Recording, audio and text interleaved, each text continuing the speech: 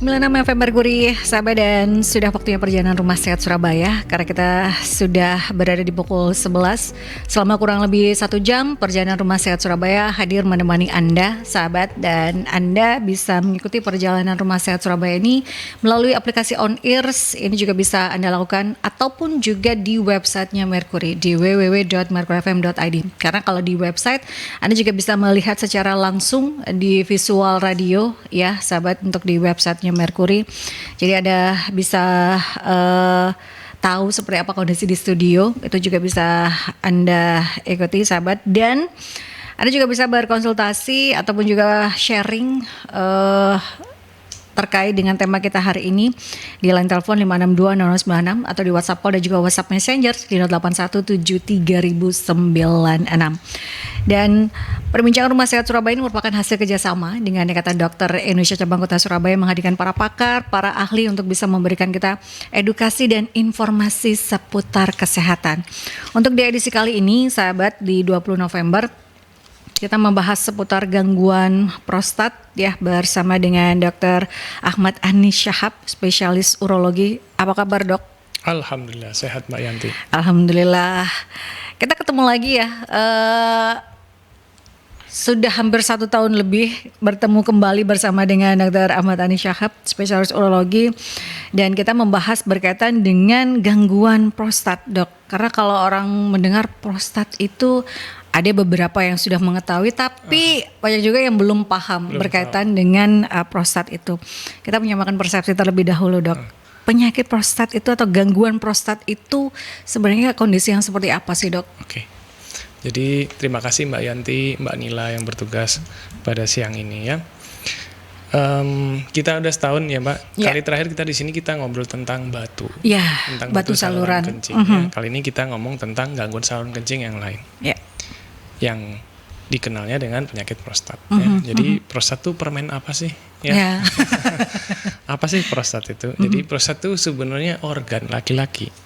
Semua laki-laki mesti punya prostat. Jadi dia adalah kelenjar seksual punya laki-laki.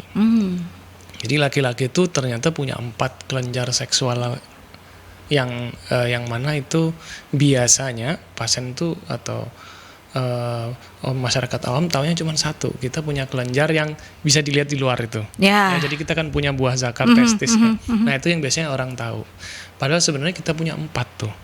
Ada memang buah zakar, tapi di dalam ada juga prostat. Ada yang namanya vesicula seminalis dan ada yang namanya Cowper's gland. Jadi kita punya 4. Salah satunya prostat itu salah satu yang tergede, kelenjar yang paling besar. Nah kebetulan prostat ini letaknya itu spesifik, dia membungkus pipa kencing bagian bawah. Jadi ketika saluran kencing itu keluar dari kandung kemih, itu pipa kencingnya itu diselimutin oleh kelenjar prostat ini. Nah, di usia tertentu kelenjar prostatnya akan membesar, Mbak Yanti. Dan pembesaran itu akan menyebabkan pipa yang diselimuti tadi itu lebih kaku, lebih sempit, sehingga dia orangnya terganggu. Pipisnya jadi terganggu. Nah, jadi kelenjar ini memang wajar dipunyai laki-laki. Nggak ada satu laki pun yang nggak punya. Iya. Mesti punya. Dan nanti di usia tertentu dia akan mulai mengganggu. Oh, jadi itu penjelasannya ya, sahabat. Salah satu kelenjar yang ada pada laki-laki gitu ya, Dok ya. Kalau kita bicara terkait dengan prostat, dan semuanya juga berarti semua laki-laki memiliki faktor resiko. Harus Kalau punya. kita Betul. Kalau kita bicara tentang faktor resiko ya, Dok. Betul. Semuanya memiliki faktor resiko. Tinggal faktor apa saja yang meningkatkan resiko berkaitan dengan gangguan prostat itu tadi. Yeah. Nah, penyebabnya berarti karena apa, Dok? Kalau kita bicara tentang penyebab gangguan prostat ini. Oke, jadi kelenjar prostat seperti organ kita pada umumnya, semua bagian dari tubuh kita tuh kan bisa sakit, ya bisa sakit. Nah sakit ini bisa macam-macam, bisa karena infeksi misalnya, ya. Dan infeksi tidak hanya terbatas pada usia tertentu, ya. Semua laki-laki, even muda pun bisa mengalami infeksi prostat atau kita kenal dengan prostatitis. Jadi bisa infeksi, bisa membesar karena masalah degeneratif penuaan yang akan kita bahas nanti ini, pembesaran prostat, dan juga bisa mengalami keganasan, kanker prostat. Nah, kebetulan yang terakhir kita sebut ini angkanya di Indonesia mulai naik 2-3 kali lipat ya dalam 10 tahun terakhir. Jadi bisa infeksi, bisa pembesaran prostat jinak, bisa pembesaran prostat yang sifatnya ganas. Kanker itu tadi ya dok ya. Betul. Nah kalau kita bicara itu beberapa penyebabnya yang bisa dikatakan berkaitan gangguan prostat. Nah faktor resikonya yang bisa meningkatkan gangguan prostat ini apa saja? Apakah gaya hidup atau kebiasaan-kebiasaan buruk apa yang bisa meningkatkan faktor resiko berkaitan dengan prostat ini dok? Jadi kita mesti kembali ke 3 penyakit yang kita sebut tadi. Apakah ini infeksi? Apakah ini pembesaran prostat jinak? Apakah ini kanker? Kalau infeksi tentunya karena ada kuman yang masuk dari luar. Nah, kuman yang masuk dari luar ini beragam dan umumnya berkaitan dengan infeksi saluran kencing. Ya, misalkan naik pada laki-laki yang nggak sunat. Ya, lebih cenderung tinggi pada laki-laki yang multi partner seksual. Ya, karena itu kan mestinya kita single partner ya. Ya betul. Sekalian kita promo di sini ya. Ya. Satu saja pasangannya udah cukup supaya nggak mudah infeksi ya. Jadi infeksi bisa karena masuknya kuman dari lubang muara luar dan karena itu Anda sirkumsisi melakukan sunat dengan baik, kebersihan yang lebih baik itu menurunkan risiko infeksi. Kemudian single partner berhubungan dengan wanita yang sama saja, maka peluangnya lebih kecil untuk infeksi. Tapi nggak cuma itu, kita juga perlu kebersihan genital, hygiene genital itu sangat penting. Itu kan benda yang penting buat kita, maka harus dirawat dengan baik, termasuk unsur kebersihannya. Karena itu kan berhubungan dengan kesehatan reproduksi juga gitu. Kalau kita bicara hal tersebut, kebersihan dan lain sebagainya ya dok ya. Betul. Kalau bicara tentang prostat, karena semua laki-laki juga memiliki dan semua laki-laki juga beresiko. Jadi kebersihan itu yang utama, kemudian single partner itu juga jadi salah satunya. Karena itu juga yang terpenting ya. Karena kalau berganti kan kita nggak pernah tahu yang mana ada kumannya gitu ya dok ya. Betul. Itu yang jadi. Kemudian sunat itu bisa memangkas, menurunkan ya dok ya resiko berkaitan dengan prostat ini. Itu beberapa hal. Tapi kita masih bahas infeksi ya. Nah sebenarnya yang lebih sering terjadi pada gangguan prostat itu justru karena penuaan Mbak Yanti ya. Kita sebutnya BPH. Ya, istilah kita BPH, benign prostate hyperplasia. Artinya pembesaran kelenjar prostat yang sifatnya jinak. Itu yang 90% ada di masyarakat. Dan dia timbul karena usia. Nah, sayangnya yang berhubungan dengan usia ini jarang bisa dicegah. Karena penyakit degeneratif. Di negara-negara yang usia harapan hidupnya panjang, lifespan-nya panjang, misalnya kayak di Jepang, maka burden biaya yang mesti disediakan pemerintah untuk penyakit ini sungguh besar gitu ya. Nah, di Indonesia sekarang laki-laki usia harapan hidupnya udah mencapai 72-73 tahun. Artinya peluang gangguan prostat ini juga sangat besar. Jadi harus dilirik pemerintah. Nah, karena itu BPJS sudah mulai ngulik-ngulik terus ini ya tentang gangguan prostat ini. Karena ini masuk pada generatif ya dok, usia, karena ini faktor resiko yang jadi salah satu hal yang tidak bisa dicegah gitu ya. Karena usia kan bisa dikurangin menurut beberapa penelitian ya, bisa dikurangin sedikit dengan 1 dan 2 hal, tetapi tidak pada dasarnya sulit dicegah. Karena bagaimanapun kan tetap akan menua. Jadi kalau ada pasien yang datang ke tempat saya bilang, dok, gimana caranya supaya prostat saya mengecil? Biasanya saya kasih analogi begini. Kalau Anda datang hari ini dengan 100 helai rambut putih, Anda nggak boleh berharap tahun depan jadi 20 helai. Ya, maka rambut putihnya jadi 1000 helai tahun depan. Ya, 2 tahun lagi jadi 5.000 helai. Itu artinya akan tambah terus. Kecuali kita paksa dengan segala macam cara untuk nggak nambah, tetapi itu punya efek samping. Nah, jadi kita selalu pilih positif negatifnya untuk pasien. Apakah kita wajib mencegah supaya prostatnya nggak membesar? Karena yang itu biasanya mengganggu, terutama mengganggu unsur seksual. Nah, jadi kualitas hidup yang akan berpengaruh ya dok ya. Nah, ini kalau kita bicara gejala, mungkin sahabat Merkuri bisa karena kita bicara tentang usia ya sebagai faktor resiko tertinggi dari gangguan prostat ini. Untuk yang usia muda ini kan bisa juga terkena karena kan faktor resikonya juga laki-laki gitu ya. Semua bisa terkena kalau kita bicara tentang gangguan prostat. Nah, mungkin di luaran sana karena 90% ini adalah seperti pembesaran prostat yang banyak terjadi di masyarakat, ada beberapa yang mungkin belum aware untuk apakah saya ini sudah ada gangguan prostat dengan gejala-gejala yang biasa muncul atau gejala umumnya, gejala khasnya itu apa saja, Dok? Supaya ternyata saya sudah harus mulai aware nih. Oke. Seperti apa? Jadi kita lebih mengkerucut sekarang ke pembesaran prostat yang jinak yang kita sebut tadi degeneratif karena unsur penuaan. Nah, sebenarnya penuaan tuh dimulai di usia berapa sih? 45 itu sudah gitu masuk ya, Dok? Berarti saya belum ya? Saya belum.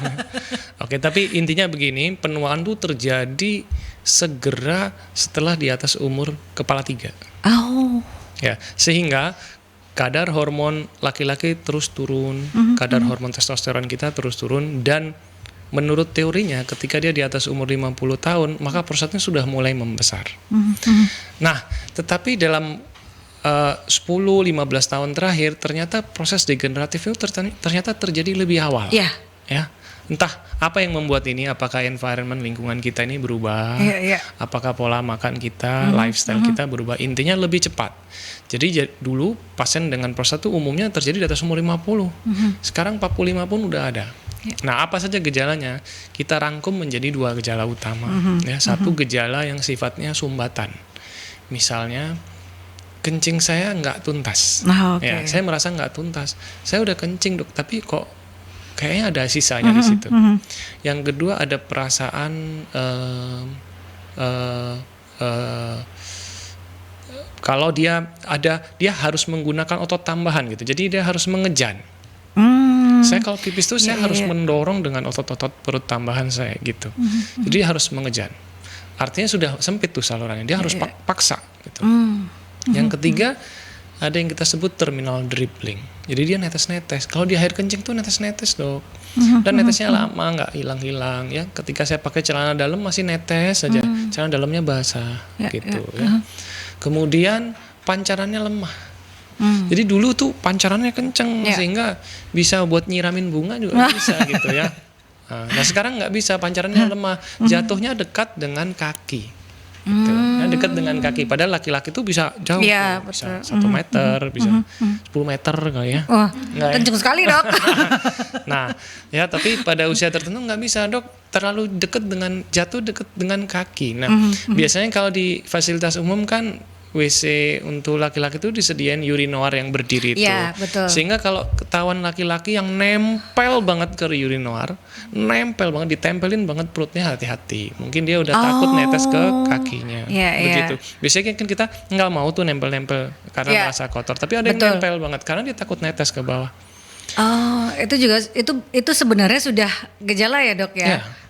Kemudian ada intermittency. Apa itu? Putus nyambung ya, kayak pacaran zaman sekarang tuh ya. Jadi putus nyambung. Dok, saya tengah-tengah pipis berhenti, berhenti, terus nyambung lagi. Terus berhenti lagi arusnya, nyambung lagi, jadi putus nyambung. Kemudian ada lagi yang kita sebut hesitancy ya. Dia ada perasaan kayak saya sudah keburu banget, udah nggak bisa nahan, saya udah lari ke kamar mandi, setelah siap nggak keluar. Tadinya tergesa-gesa, sekarang udah dipersiapkan, udah dibuka, udah di depan urinoir, tapi kok nggak mulai. Jadi harus disiram air dingin harus ditarik-tarik maaf ya. Tapi begitulah yang diceritakan pasien, itu kita sebut hesitancy. Ada jeda antara dia sudah siap melonggarkan ototnya dengan keluarnya pipis. Itu gejala sumbatan. Kemudian ada satu lagi rangkuman gejala iritasi. Nah, gejala iritasi umumnya terjadi di stadium awal. Misalkan saya frequent, saya terlalu sering kencing. Saya kencing baru sejam yang lalu, Dok. Sekarang saya udah kebelet pipis lagi. Nah itu. Atau saya harus bangun malam berkali-kali untuk kencing. Padahal kayak 2 jam yang lalu saya bangun. Terus saya harus bangun lagi untuk pipis lagi. Memulai lagi tidur sulit misalnya. Lagi tengah-tengah, saya lagi di tengah mimpi yang indah ya, Dok. Terbangun untuk pipis kan nggak nyaman tuh. Nanti 2 jam bangun lagi pipis lagi. Ya. Atau ada perasaan urgent. Jadi saya harus lari tiap kali saya kebelet pipis. Kalau saya nggak lari, maka saya bisa ngompol atau netes di jalan, gitu. Jadi dia terpaksa attach to toilet, ya. Dia nggak bisa jauh dari toilet. Nah, misalkan ke mall, mesti tahu di mana ya WC-nya. Jadi I know where should I run. Kalau saya kebelet pipis di tengah-tengah, saya tahu saya harus lari kemana gitu. Jangan saat kebelet pipis baru cari mana toiletnya, nanti keburu netes. Jadi perasaan bound to toilet, kayak terikat sama toilet. Jadi itu beberapa mungkin sahabat-sahabat mungkin dengar, loh saya sudah ada nih satu dia, ada 2 nih, loh saya sudah 3 nih. Itu berarti sudah harus mulai berkonsultasi ya dok ya, jangan supaya ini karena masih stadium awal kita bilang gitu. Ini semua yang kita sebut ini macam-macam gejala. Enggak selalu muncul pada satu orang atau individu ya pasien. Enggak selalu muncul. Kadang-kadang saya muncul tipe yang itu. Saya bangun malamnya enggak dok, tapi saya larinya sudah. Saya keburunya udah. Jadi enggak semua sama. Sehingga kita punya scoring, sistem scoring ya yang kita sebut IPSS score atau IPSS score. Kita bisa score sehingga kita tentukan. Jadi pasien dikasih kayak kertas gitu, dikasih beberapa pertanyaan, kemudian dia ngisi sendiri, kita bisa tahu oh ini skornya udah sedang nih gitu. Berarti dia udah mulai lumayan nih gejalanya. Jadi even by taking history taking aja, kita ngobrol-ngobrol sama pasien, kita tanya-tanya dalam waktu 1 menit, kita tuh bisa tahu dia ini udah ringan, sedang, berat, kita bisa perkirakan. Gitu. Dari anamnesis ngobrol curhat dengan dokter gitu, sudah tahu seperti apa gitu ya dok ya, karena ada hal-hal checklist, oh ini iya gitu ya. Itu yang harus. Jadi kalau sahabat-sahabat Merkuri, para pria di sana, di luaran itu yang sudah mulai, kok saya ada salah satu gejalanya, itu Anda harus sudah mulai berkonsultasi. Jangan sampai gejala-gejala itu malah bermunculan dan akan mengganggu kualitas hidup Anda di dalam keseharian itu ya sahabat. Karena kalau tiba-tiba malam berkali-kali bangun itu akan mengganggu kualitas tidur. Belum lagi mungkin saat rapat dan harus ke kamar mandi bolak-balik, seminar dan lain sebagainya, itu kan sangat mengganggu kualitas hidup ya sahabat untuk keseharian. Jadi sudah harus mulai melakukan pemeriksaan atau berkonsultasi terlebih dahulu sahabat. Kita ke jeda iklan terlebih dahulu ya, dan Anda masih bisa bergabung atau berkonsultasi dan sharing bersama dengan Dr. Ahmad Ani Syahab, spesialis urologi, karena kita sedang membahas tema seputar gangguan prostat di 5620096 atau di WhatsApp dan juga WhatsApp Messengers di 08173096 sahabat. 96 FM Merkuri, sahabat, masih di perbincangan Rumah Sehat Surabaya. Kita membahas tema seputar gangguan prostat bersama dengan Dr. Ahmad Ani Syahab, spesialis urologi ya sahabat. Dan Anda masih bisa bergabung, bertanya bersama dengan Dr. Ahmad Ani Syahab sahabat, berkaitan dengan tema di 5620096 atau di WhatsApp dan juga WhatsApp Messengers di 08173096. Tadi sebelum jeda iklan sudah dijelaskan ya sahabat apa saja gejala yang umum yang terjadi berkaitan dengan gangguan prostat ini. Nah, kalau seperti itu berarti diagnosis untuk kondisi gangguan prostat apa dok? Apa laboratorium? Cek laboratorium apa atau seperti apa, atau anamnesis saja ini sudah cukup kalau kita bicara tentang gangguan pertama prostat? Kita mesti ngobrol sama pasiennya. Jadi kita mesti tahu mana sih gejala yang dia dominan dia sebutkan itu. Kita mesti ukur, kita punya tadi symptom score, ada scoring. Jadi pasiennya ngobrol dalam 1 bulan terakhir Anda harus bangun berapa kali sih, lebih dari 2 kali dalam semalam tuh berapa kali. Kita hitung, lebih dari 5 kali misalnya. Saya kira-kira separuh lah dalam sebulan ini yang harus terbangun. Nah itu kita skor, kemudian kita bisa tahu ini ringan, sedang atau berat. Yang kedua, kita bisa pakai alat yang lebih objektif ya. Kalau di rumah sakit atau di klinik kita bisa pakai alat lebih objektif. Yang mana kita punya 2 alat, satu USG. Jadi USG itu barang yang super sederhana, murah, mudah dikerjakan, dan sekarang hampir selalu tersedia di ruangan poli dokter ya.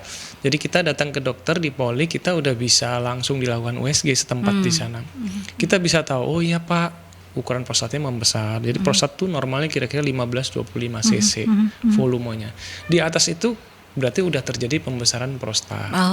Kita bisa tahu langsung, Pak volume prostatnya 40, Bapak udah 60 cc. Nah kita bisa tahu. Langsung kita bisa gradasi ya. Bapak kira-kira stadium 1, Bapak kira-kira udah stadium 2 nih. Kita juga punya alat yang namanya uroflometer. Ya, jadi alat untuk mengukur pancaran kencing gitu ya. Seperti halnya kalau saya punya tandon air di atas rumah, kemudian ada pipanya. Kalau pipanya sempit kan alirannya jadi nggak kuat tuh. Nah, kita bisa ukur debit yang keluar dari pipa di bawah, dari krannya. Jadi pasien disuruh pipis, nahan kencing, kemudian kencing di bejana khusus yang dia ada sensor sehingga bisa melihat berapa sih kecepatan pancarannya. Kita bisa ukur, oh kecepatan pancaran Bapak udah sangat rendah sehingga berisiko timbul gangguan, berisiko timbul komplikasi. Nah, jadi sebenarnya prostat itu penyakit ringan, dan pada akhirnya semua laki-laki tua akan menderita. Tetapi kalau salah urus, ya akan berisiko dan komplikasinya akan banyak gitu. Itu untuk diagnosisnya aja sudah menggunakan perkembangan teknologi di dunia kesehatan gitu. Bagaimana dengan pengobatannya? Meskipun tadi dikatakan oleh dokter ini sebenarnya penyakit yang ringan, tapi kan ini mengganggu kualitas hidup dari si pasien ini, Dok. Nah, untuk pengobatan tata laksana atau terapi dari kondisi gangguan prostat ini dengan perkembangan sekarang yang ada itu apa saja? Apakah masih dengan invasi obat saja atau ada invasi lain kalau memang stadiumnya sudah atau sudah grade-nya tinggi atau seperti apa untuk saat ini? Jadi penata laksanaan prostat itu tergantung banyak hal. Ya, pertama tergantung usia.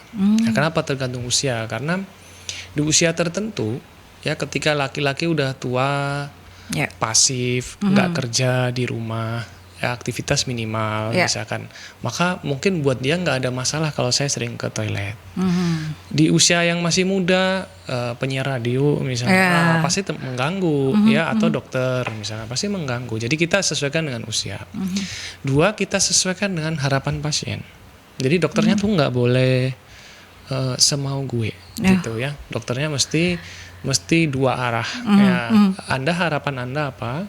Maka apa yang bisa kita offer? Kita bisa menawarkan apa ke pasiennya?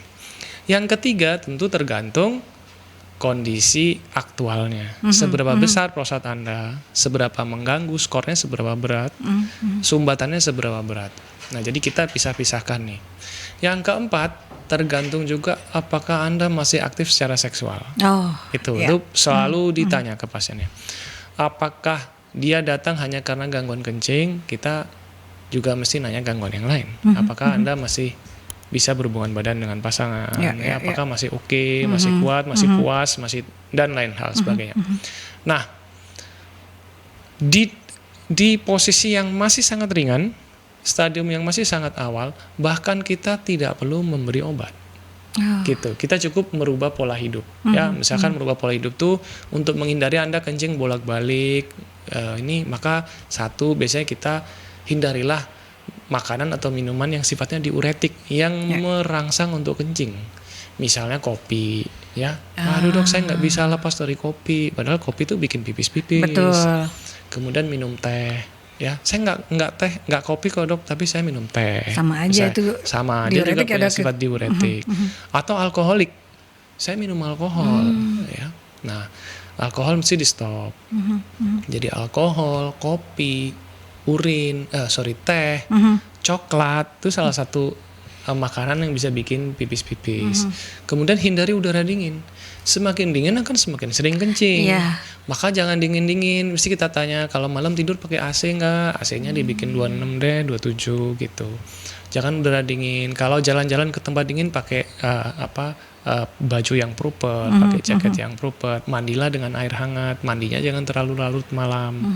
Kemudian jangan minum di malam hari berlebihan. Misalkan jam 7, jam 8 malam setelah Anda makan malam, itu minum terakhir yang Anda konsumsi. Kemudian Anda terbangun tengah malam untuk kebelet pipis, misalkan Anda nggak boleh minum lagi, supaya nggak bolak-balik bangun gitu. Itu masih di stadium awal yang mana kita cukup observasi dan merubah pola hidup. Tapi kadang nggak cukup di sana, ya pasiennya udah masuk di gradasi yang lebih besar, yang lebih tinggi dengan gejala yang lebih signifikan dan mengganggu pola hidupnya, maka kita harus berikan obat. Nah, obat tuh bisa dua macam, bisa obat yang murni membantu pipisnya enak aja, atau juga obat yang menghambat perkembangan prostatnya. Nah, itu yang kita tadi sempat sentil. Karena obat yang menghambat perkembangan prostat akan mengganggu kapasitas seksual. Nah, jadi kita mesti tanya, Bapak masih hubungan badan nggak? Bapak masih aktif secara seksual, masih aktif nggak? Kalau nggak aktif secara seksual kebetulan, gitu, prostatnya gede, gangguannya banyak, kita bisa kasih obat kombinasi, toh terjadi gangguan fungsi seksual, udah nggak apa-apa buat pasiennya, gitu. Jadi pengobatan itu untuk di beberapa grade ada efek sampingnya. Ada perbedaan. Dan juga ada perbedaan, dan kalau tadi saat tidak ada mungkin aktivitas seksualnya sudah menurun atau tidak ada aktivitas seksual, itu akan kalau dikasih obat atau seperti apa, Dok? Ada efek sampingkah dari pengobatan? Tentu ada, nggak ada obat yang nggak punya efek samping. Even vitamin pun ada efek sampingnya. Cuman kita selalu memilih mana benefit, mana kerugiannya. Jadi kalau benefitnya jauh lebih besar ketimbang kerugian, maka harus minum. Karena pada pasien dengan misalkan mulai ada gangguan signifikan sumbatan, dia tidak mau minum obat, maka risikonya akan terjadi komplikasi. Nah, tadi saya bilang ini penyakit ringan nih, tapi bisa berujung fatal untuk pasien, ya, bisa berujung komplikasi yang nggak diinginkan. Jadi tetap kita beri obat, ya. Pada stadium ringan, gradasi ringan, pasiennya masih aktif, tidak terlalu mengganggu untuk dia, cukup perubahan pola hidup. Ketika sudah sangat mengganggu, kemudian prostatnya mulai membesar signifikan, maka kita boleh melirik menggunakan obat. Nah, obat ini bisa obat satu macam atau obat kombinasi bila dia sudah tidak membutuhkan kehidupan seksual. Tapi ada kalanya udah muncul komplikasi tuh, Mbak Yanti. Datang ke kita sudah, Dok, saya udah ada hernianya. Dok, sudah saya muncul batu kandung kemih. Fungsi ginjalnya udah mulai turun atau ginjalnya bengkak. Nah, ketika udah muncul komplikasi, maka dia masuk ke dalam indikasi untuk dilakukan operasi. Tindakan lebih itu, operasi. Ya. Nah, berarti komplikasi itu muncul karena pembiaran dari gejala-gejala yang ada ini kah atau seperti apa, Dok? Betul. Jadi kalau memang sudah ada beberapa gejala, 2 atau 1 saja yang disebutkan dokter tadi, itu memang sudah harus berkonsultasi ya, Dok. Jangan sampai nanti timbul komplikasi-komplikasi yang malah akan berdampak pada kesehatan lainnya gitu ya. Iya, segerakan konsultasi ke kita ya. Jadi itu ya, sahabat. Jadi tadi meskipun dokter mengatakan ini sebenarnya penyakit yang istilahnya tidak berat gitu ya kalau kita bicara gangguan prostat, tapi kalau dibiarkan terlalu lama ternyata ini bisa berimplikasi pada kesehatan yang lain gitu ya, Dok ya. Kita bicara tentang juga kesehatan seksual Anda bersama dengan pasangan, ini juga berimplikasi pada rumah tangga dan lain sebagainya yang lebih tinggi lagi. Jadi kalau memang gejalanya kecil itu sudah muncul, Anda bisa berkonsultasi. Ini ada pertanyaan, Dok, yang masuk dari Pak atau Mas Wahyu ini, Dok. Mau tanya, karena pernah dengar kalau gangguan prostat itu sering terjadi pada lansia dikarenakan aktivitas seksualnya menurun. Nah, atau menurun atau karena gangguan prostat bisa menurunkan seksual atau seperti apa nih, Dok? Nah, sayangnya ini masih mitos. Ya. Jadi sebenarnya nggak ada kaitan antara terjadinya pembesaran prostat dengan aktivitas seksual ya. Entah terlalu sering atau entah terlalu jarang, itu ternyata tidak ada kaitan signifikan. Memang ada penelitian-penelitian ke arah sana, tapi tidak signifikan ya. Justru sekarang tuh yang berkembang tuh penelitian-penelitian yang agak unik ya, buat kita tuh agak unik. Misalkan kita tahu bahwa diabetes itu sebenarnya mempercepat terjadinya prostat. Padahal sebenarnya patofisiologi itu alurnya tuh nggak terlalu jelas, tapi kita mendapati bahwa pasien-pasien yang diabetik itu lebih mudah terjadi gangguan prostat. Kemudian pasien-pasien misalkan yang menderita asam urat, kemudian minum obat rutin asam urat ya, biasanya obatnya namanya allopurinol. Ternyata allopurinol punya efek sedikit mencegah BPH atau pembesaran prostat, yang mana sebenarnya juga kembali patofisiologisnya kurang jelas. Tapi pada pasien-pasien yang rutin mengkonsumsi allopurinol, obat-obat anti asam urat, itu punya sedikit efek anti prostat. Meskipun tidak berarti prostatnya nggak berkembang sama sekali ya, tetapi sedikit punya efek rem gitu ya. Nah, itu ada beberapa penelitian yang ke arah sana. Termasuk alkoholik, eksesif kafein. Misalkan orang yang terlalu tiap hari minum kopinya tuh nggak tanggung-tanggung misalnya ya. Sekarang kan kafe lagi kekinian Ya, tuh. betul. Udah ada di Yanti. mana-mana. Ya, Sehari bisa. nah, misalkan lebih dari sekian gelas kopi per hari atau alkohol yang super eksesif yang berlebihan ternyata mendukung ke arah terjadinya prostat. Meskipun mekanismenya kurang terlalu jelas. Ya. Tetapi tidak ada kaitan dengan aktivitas seksual.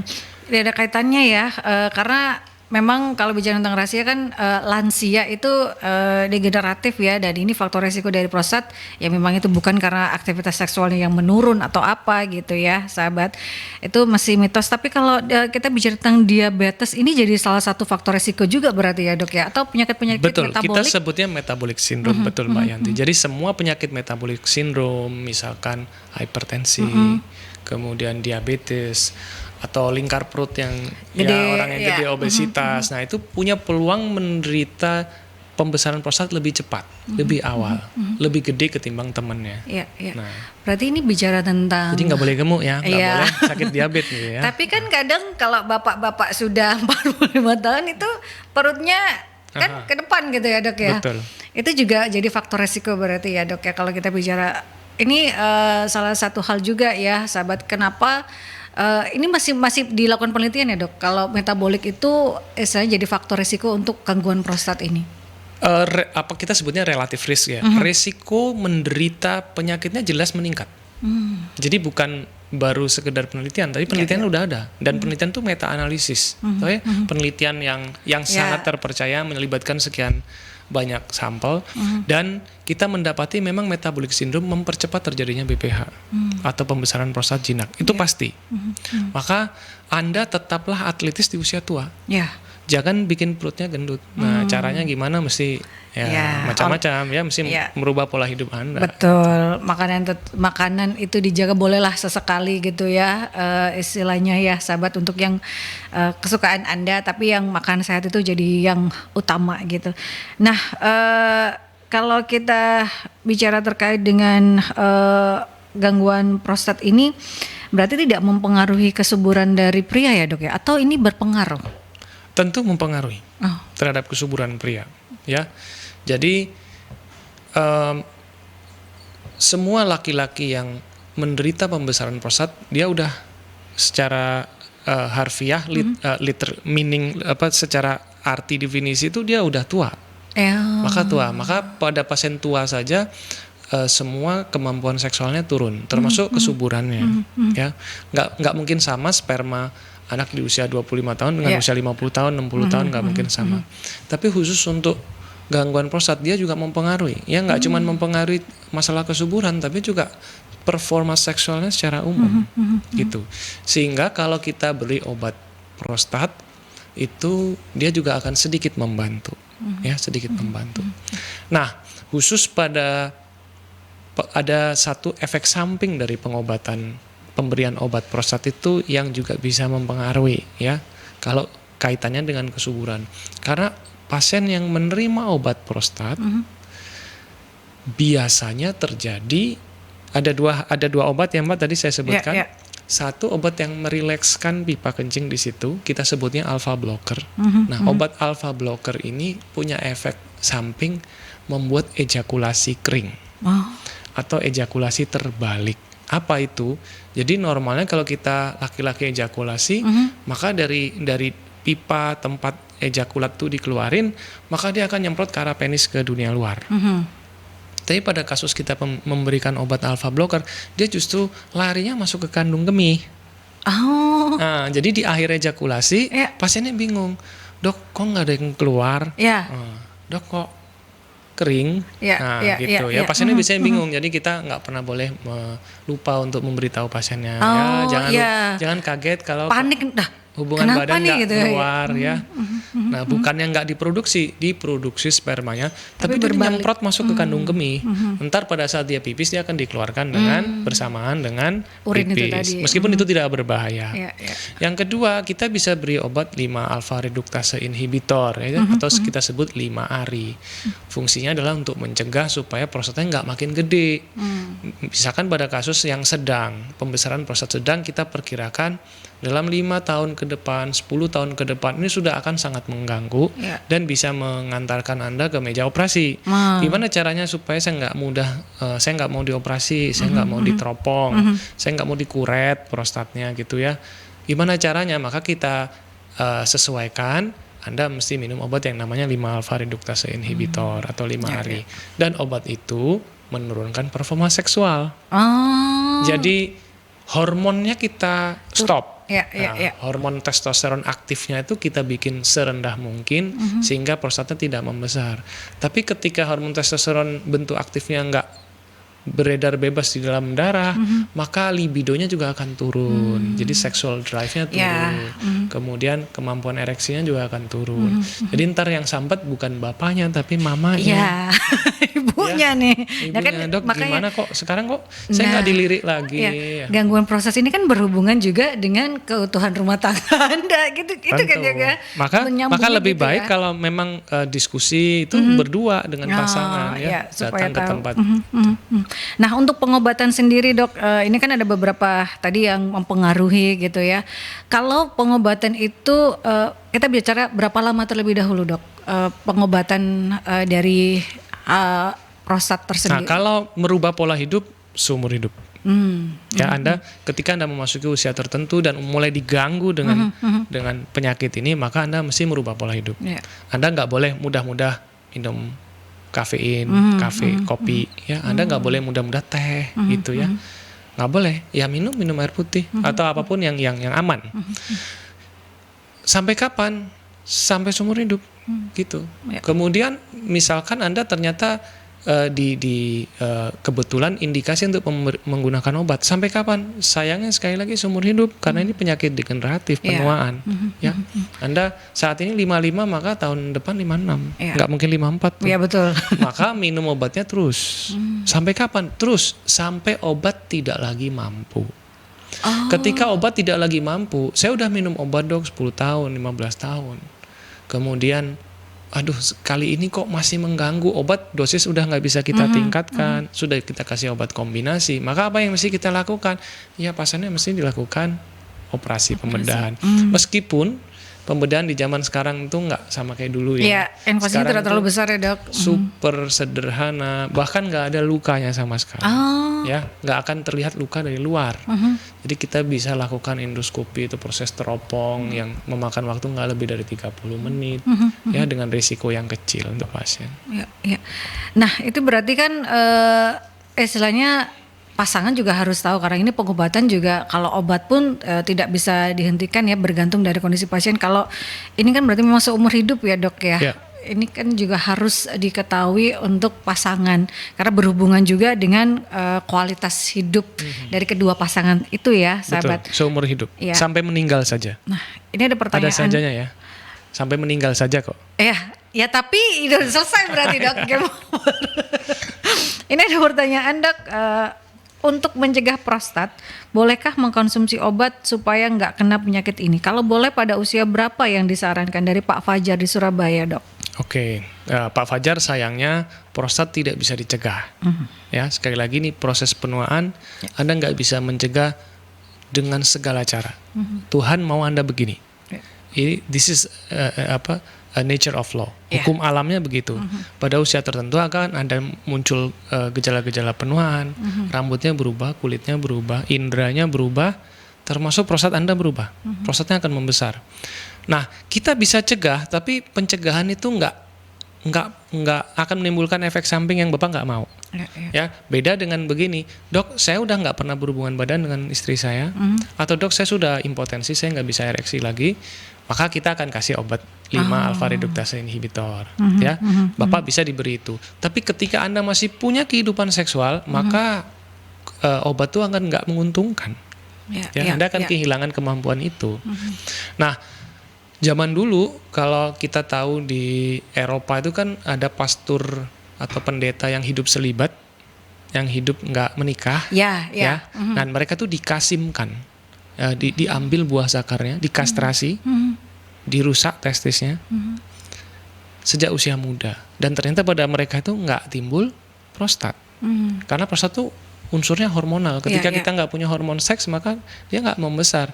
Tapi kan nggak ada laki-laki yang mau. Nggak ada yang mau. Maka pencegahan hanya memberikan anti hormon atau kita stop hormonnya. Yang mana itu hanya berguna untuk orang yang udah tidak butuh kehidupan seksual.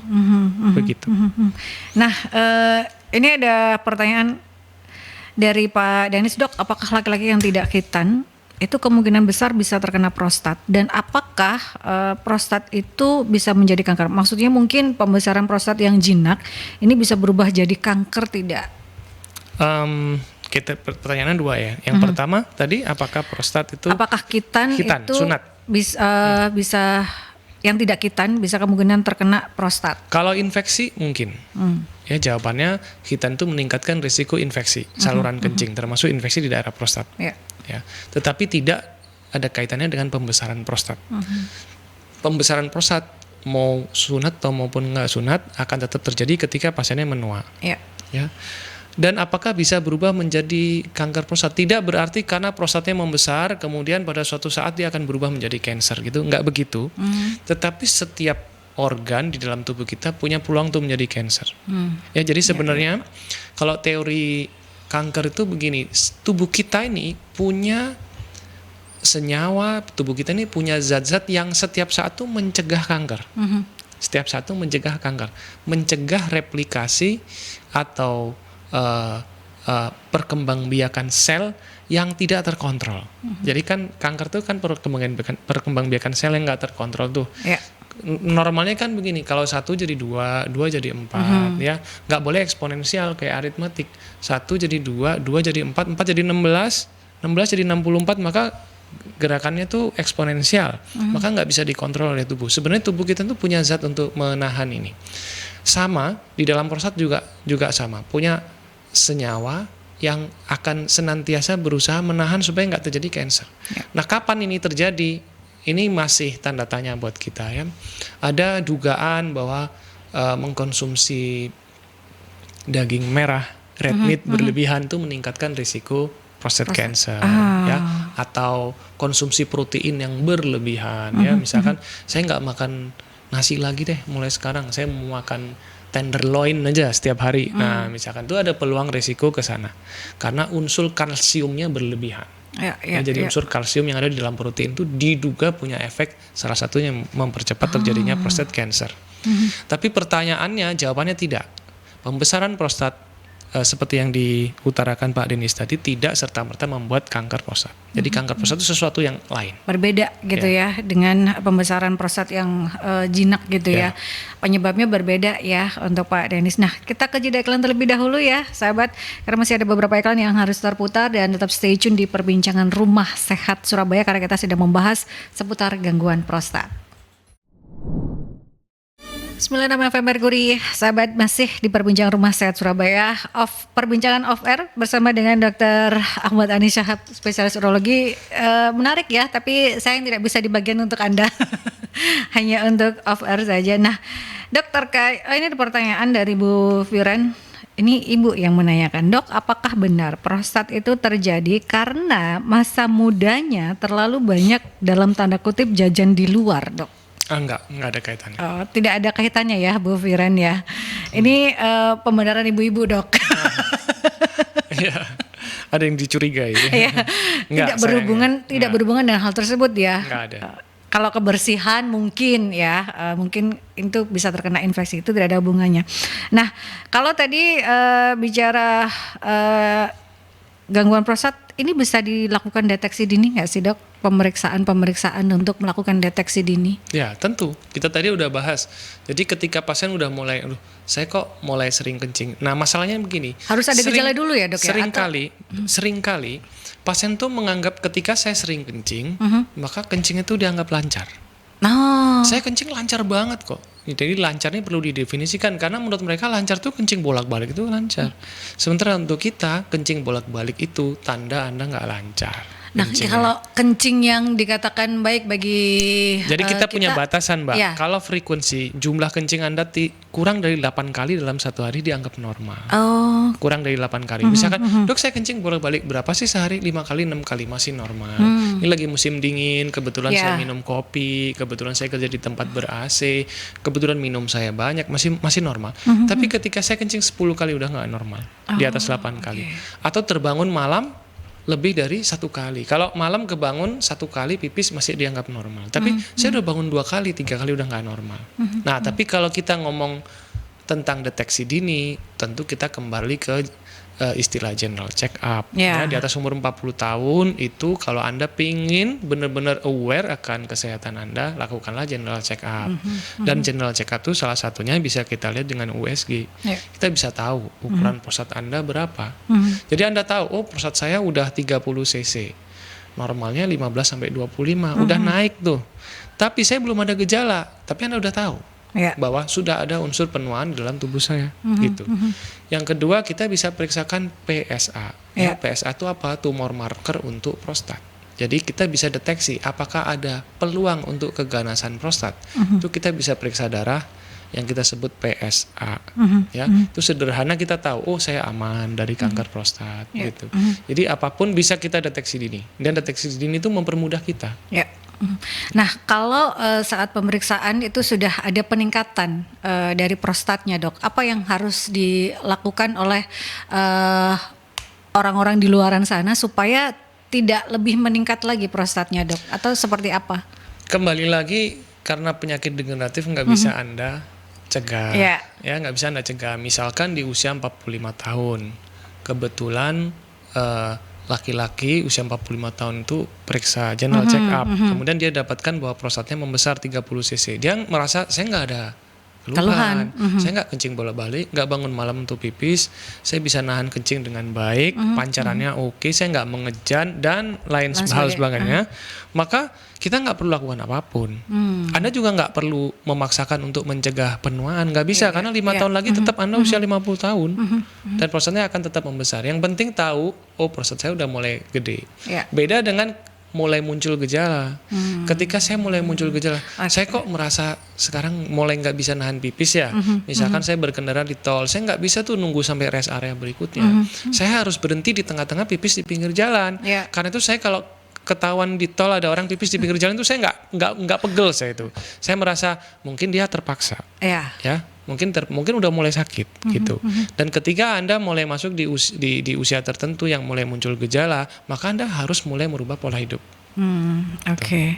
Itu yang sudah mulai harus dilakukan jika memang saat pemeriksaan ini sudah ada pembesaran prostat meskipun tidak muncul gejala. Jadi mungkin kesadaran diri untuk bisa merubah pola hidup ya, dok ya. Itu akan lebih baik, apa yang harus dikurangi, atau boleh juga berkonsultasi meskipun tidak ada gejala. Nah, meskipun ini gejalanya cuma satu dan pembesaran, itu juga sudah mulai harus dilakukan pemeriksaan.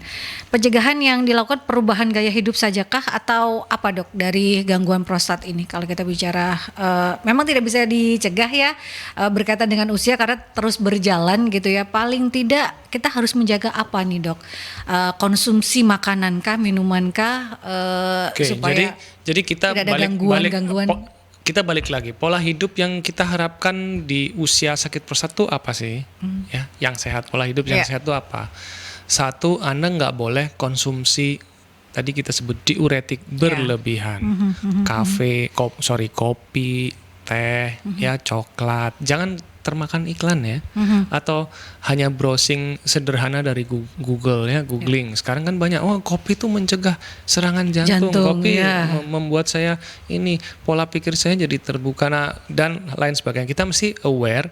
Ketika Anda mulai nggak nyaman kencing, hindari kopi, hindari teh, hindari coklat, hindari udara dingin. Jangan menahan kencing. Jangan minum obat-obatan tertentu. Nah, misalkan ada obat-obat tertentu tuh yang memperparah gejala prostat. Misalnya obat tidur, obat depresi. Ya. Makanya jangan gampang-gampang depresi ya, Mbak Yanti ya. Di sini nggak ada yang depresi kan ya? Aman ya Mbak Nila, aman ya? Terus obat flu. Nah, hati-hati obat flu. Seringkali orang nggak sadar. Saya habis minum obat flu, kencing saya jadi seret, Dok. Saya jadi sulit, ya.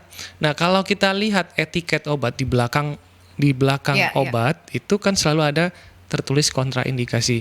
Jangan pernah lupa baca. Kebiasaan kita itu malas baca. Betul. Itu kebiasaan orang lokal. Literasi kita kurang gitu. Malas baca. Bacalah. Anda lihat kontraindikasinya itu apa. Misalkan gangguan prostat atau orang yang mulai sulit kencing. Anda biasakan baca. Jadi kalau saya ke supermarket di Bali, saya sering lihat bule itu sibuk di supermarket karena dia baca belakangnya. Dia lihat kapan expired date-nya. Kalau kita baca depannya karena depannya tuh harganya, Mbak Nila. Nah, maka kita mesti rubah, kita mesti lebih kritis, ya. Kemudian karena tadi kita tahu bahwa penyakit metabolik ini mempercepat terjadinya itu, maka Anda harus sehat di usia tua. Jangan biarkan perut Anda gendut. Maka kalau Anda merasa makanan saya ini masih lolos nih, maka dikurangin dari sisi makanan. Kalau Anda merasa bahwa gerak saya yang masih kurang, hidup saya masih terlalu santai, banyak duduk, maka Anda mesti lebih banyak olahraga. Kalau Anda mulai mulai muncul tanda-tanda hipertensi, misalkan tanda-tanda ke arah gangguan toleransi gula, Anda harus berobat. Karena terbukti metabolic syndrome itu tidak baik. Nah, ini kan kompleks, sesuatu yang besar banget, betul. Ya. Rumpunnya ini besar banget, tetapi ya begitulah. Anda mesti merubah pola hidup. Di usia tua, ketika Anda sehat, ketika perut Anda nggak tambun, ketika Anda nggak diabetik, ketika Anda nggak kena hipertensi, Anda masih aktif olahraga di usia tua, maka peluang untuk menderita prostatnya lebih kecil. Gitu. Itu ya sahabat, supaya kita balik lagi, supaya kualitas hidup Anda itu baik hingga usia berapapun gitu ya, meskipun lansia. Karena kalau bicara tentang gangguan prostat, meskipun ini kata dokter penyakit yang istilahnya ringan lah, tapi kalau ringan itu dibiarkan ya jadi akan berat gitu ya Dok ya. Terakhir, sebagai pesan sehat untuk sahabat Merkuri, apa yang ingin disampaikan Dr. Ahmad Ani Syahab, Dok? Oke, jadi wrap up-nya adalah penyakit prostat itu penyakit ringan, sederhana, tetapi akan hampir selalu terjadi pada laki-laki tua. Umumnya di atas umur 50 tahun.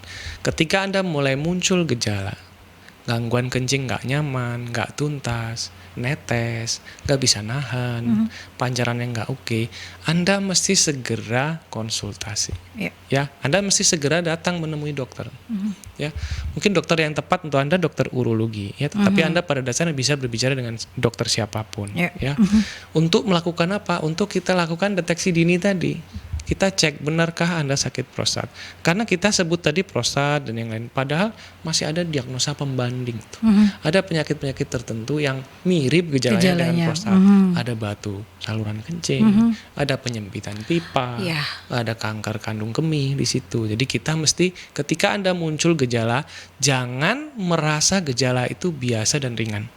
Ya, biasanya orang ketimuran tuh kecenderungannya begini, di usia tua sering kencing wajar, gitu. Di usia tua kencingnya kurang bisa nahan wajar. Nah, semua semua dibuat wajar ini nggak oke. Anda mesti datang, Anda periksa, ketika dokternya mengatakan Anda aman, nggak ada masalah, that's your life. Tetapi Anda tidak boleh memutuskan sendiri ketika Anda nggak tahu. Datang, kemudian kalau Anda harus berobat, maka mesti berobat seumur hidup. Gitu. Dan obat seumur hidup tuh bisa mencegah komplikasi. Kita tadi belum sempat bahas, prostat tuh ringan tapi bisa bikin orang hernia, ususnya bisa turun ke bawah, ya, bisa bikin ambeien, wasir, bisa bikin batu kandung kemih, bisa bikin orang gagal ginjal tuh, ya, ginjalnya bisa bengkak, bisa turun fungsinya. Karena itu kita nggak mau penyakit yang ringan nih kecolongan. Kita maunya Anda datang dalam stadium dini, kita nggak lakukan operasi, kita cukup merubah pola hidup, cukup memberikan obat sehingga Anda tetap sehat. Itu ya sahabat, pesan dari Dr. Ahmad Ani Syahab, spesialis urologi berkaitan dengan seputar gangguan prostat ya. Karena meskipun dikatakan ringan, tapi kalau dilakukan pembiaran terlalu lama, ini juga akan berimplikasi pada penyakit-penyakit yang berat gitu sahabat. Dan Anda yang tertinggal perbincangan kita di edisi kali ini, ini Anda bisa menyaksikan kembali di YouTube channelnya Mercury di Radio Mercury 96. Dan ketemu lagi di perbincangan Rumah Sehat Surabaya. Untuk minggu depan kita libur dulu karena coblosan ya. Ketemu lagi di bulan Desember, sahabat. Dan terima kasih untuk Ikatan Dokter Indonesia Cabang Kota Surabaya yang menghadirkan para pakar, para ahli untuk bisa memberikan kita edukasi dan informasi seputar kesehatan. Stay tune terus di 96 FM Mercury. Stay safe, stay healthy, be happy, dan Assalamualaikum warahmatullahi wabarakatuh.